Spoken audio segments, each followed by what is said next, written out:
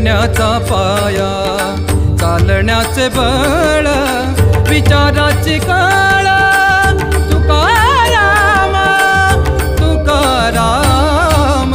जगण्याचा पाया, चालण्याचे बळ, जगण्याचा पाया.